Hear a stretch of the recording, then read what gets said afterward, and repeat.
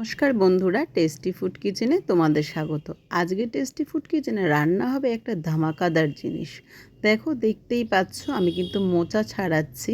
আর হাতটা দেখে কি বুঝেছো ওটা কার হাত? ওটা কিন্তু তোমাদের দাদাভাই কিন্তু আমাকে মোচাটা ছাড়িয়ে দিয়ে কেটে দিয়ে হেল্প করে দিয়েছে। তো আজকে আমি মোচা রান্না করব কি দিয়ে জানো বন্ধুরা? লোটে মাছ দিয়ে।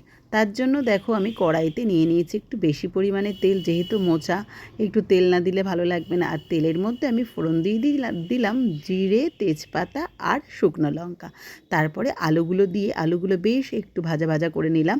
একটু লালচে রং ধরলেই তার মধ্যে আমি দিয়ে দিলাম এই পেঁয়াজ কুচি।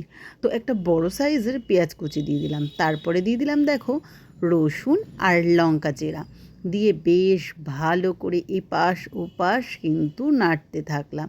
আর কালারটা দেখে কিন্তু জাস্ট দারুণ মনে হচ্ছে, বলো বন্ধুরা।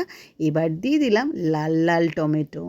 তারপরে টমেটো দেওয়ার সাথে সাথেই দিয়ে দিলাম নুন আর জিরের গুঁড়ো। ছোটো চামচের 2 চামচ জিরের গুঁড়ো দিলাম। আর একটা বেশ একটু বড় সাইজের চামচের দিয়ে দিলাম 1 চামচ আদা বাটা। তারপরে দিয়ে দিলাম পরিমাণ মতো হলুদ। এবার বেশ করে কিন্তু চলছে নাড়াচাড়া।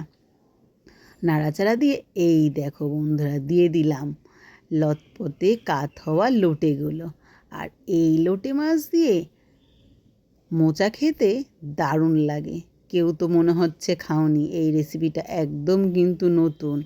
আমার এক দিদি, মাস্তুতো দিদি, এই লোটে মাছের দিয়ে মোচা করে।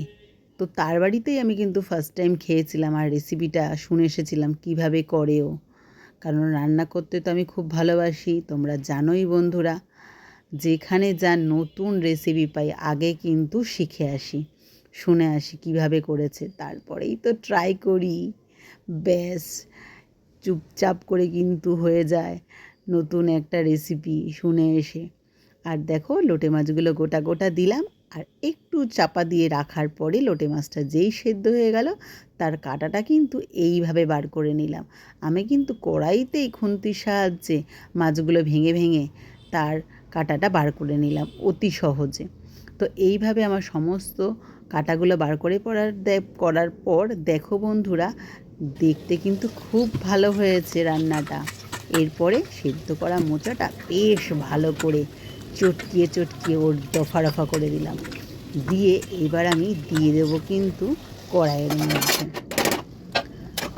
মধ্যে মোচাটাকে এবার আমি লোটে মাছের সাথে ভালো করে মিশাচ্ছি, নাড়াচাড়া করছি। করার পরে দেখো যতটা জল ছিল জলটা কিন্তু বেশ শুকিয়ে এলো। এবার দিয়ে দিলাম পরিমাণ মতো একটু চিনি। মিষ্টি না দিলে মোচা একদমই কিন্তু জমবে না।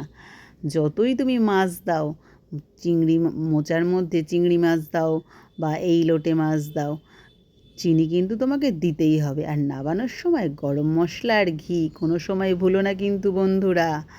মোচার কিন্তু এই তিনটে একদম জমে যাওয়া জিনিস, ঘি, গরম মশলা আর চিনি। আর দেখো আমার মোচা একদম রেডি। তো আমি সার্ভ করে দিলাম প্লেটে। তোমাদের আমার মোচার রেসিপিটা করে খেতে হবে আর ট্রাই করতে হবে। আর কেমন লেগেছে সেটা আমাকে কিন্তু কমেন্টে তোমাদের অতি অবশ্যই বলতে হবে।